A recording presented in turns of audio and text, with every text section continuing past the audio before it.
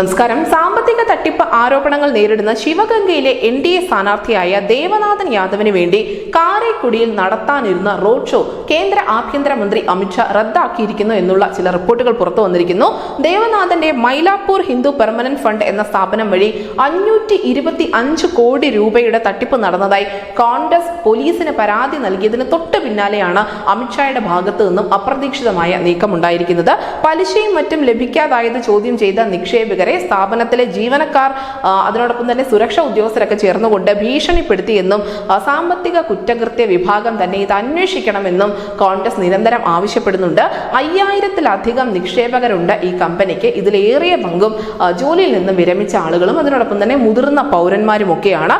ആരോപണങ്ങൾ തെറ്റാണ് എന്ന് സ്ഥാനാർത്ഥി നിരന്തരം ആവർത്തിക്കുന്നുണ്ട്. സംസ്ഥാനത്തെ രണ്ടാമത്തെ ഏറ്റവും സമ്പന്നനായ സ്ഥാനാർത്ഥി കൂടിയാണ് ഈ ദേവനാഥൻ യാദവ് എന്ന് പറയുന്നത്. എന്തായാലും ദേവനാഥൻ യാദവിന് വേണ്ടി കാരക്കുടിയിൽ നടക്കാനിരുന്ന റോഡ് ഷോ അമിത്ഷാ റദ്ദാക്കിയതോടുകൂടി അഭിനന്ദന പ്രവാഹം തന്നെയാണ് ബി.ജെ.പിക്ക് അക്ഷരാർത്ഥത്തിൽ ലഭിച്ചുകൊണ്ടിരിക്കുന്നത്. കാരണം അഴിമതി ആരോപിക്കപ്പെടുന്നവർ അത് പ്രതിപക്ഷത്തുള്ളവരല്ല, സ്വന്തം പക്ഷത്തുള്ളവരാണെങ്കിൽ പോലും എല്ലാവരോടും ഒരേ നിലപാടാണ് ബി.ജെ.പി സ്വീകരിക്കുന്നത് എന്ന നിലയ്ക്കാണ് ഇപ്പോൾ ബി.ജെ.പി സൈബർ ഇടങ്ങൾ ഉൾപ്പെടെ ഇതിനെ വിശേഷിപ്പിക്കുന്നത്.